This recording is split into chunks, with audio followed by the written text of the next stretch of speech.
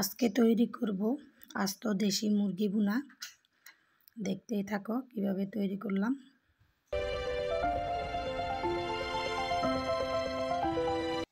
আসসালামু আলাইকুম ফ্রেন্ডস, কাছের এবং দূরে যে যেখানে আছো, আশা করি আল্লাহর রহমতে সবাই ভালো আছো।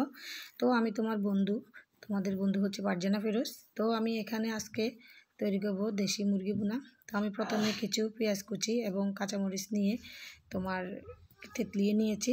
তো এই পর্যায়ে আমি গোটা মুরগিগুলোকে লবণ, হলুদ, কিছুটা লেবু দিয়ে ম্যারিনেট করে ভেজে নিয়েছি হালকা করে। তো এই পর্যায়ে আমি তেল বসিয়ে দিলাম। তেল বসিয়ে দিয়ে প্রথমে আমি থেতলিয়ে রাখা মরিচ এবং পেঁয়াজগুলো দিয়ে দিলাম। তো ভালো করে ভেজে নেওয়ার পরে দিয়ে দিলাম আমি এখানে মশলা বাটা, তারপরে আদা বাটা, রসুন বাটা, কয়েকটা গোটা মশলা, তারপরে দিয়ে দিলাম কয়েকটা টমেটো কুচু।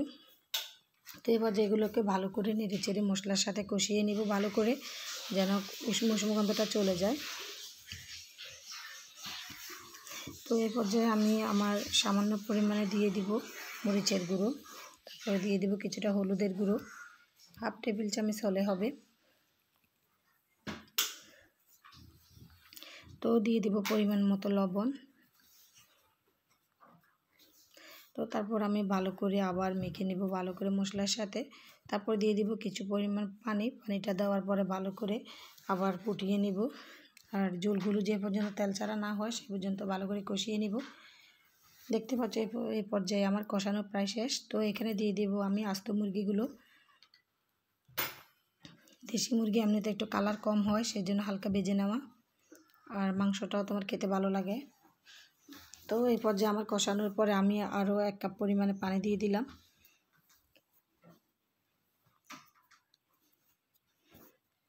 তো পানি দেওয়ার পরে যখন ফুটছে তখন আমি একবারে লো আঁচে রেখেছিলাম। কষানোর সময় লো আঁচে রেখেছিলাম, সেই জন্য আমার মাংসটা সিদ্ধ হয়ে গেছে ভালো করে, এমনকি বেশি পরিমাণে পানি ব্যবহার করতে হয় নাই।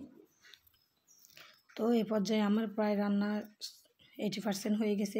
দিয়ে দেবো গরম মশলা গুঁড়ো, বিশেষ করে গরম মশলা বলতে জিরে আর ধনিয়া গুঁড়ো, সাথে কয়েকটা গোলমরিচ গুঁড়ো করে নিয়েছি ভেজে। তো দেখতে পাচ্ছ এই পর্যায়ে দিয়ে দেবো আমি ফেটিয়ে রাখা একটি ডিম। ডিমটা দেওয়ার মানে হলো ডিমটা দিলে খেতে অনেক টেস্ট হয় মাংসটা। তো আমার স্বামীও আমাকে এই পর্যায়ে হেল্প করলো, দেখতে পেয়েছো তোমরা।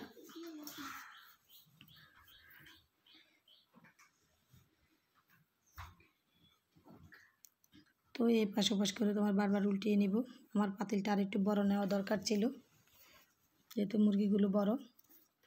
তো উপর থেকে ধনেপাতা ছড়িয়ে দিয়ে তৈরি হয়ে গেল আমার দেশি মুরগি ভুনা। খেতে মাশাআল্লাহ অসাধারণ হয়েছে, তোমরা যদি ট্রাই না করো বুঝতেই পারবে না।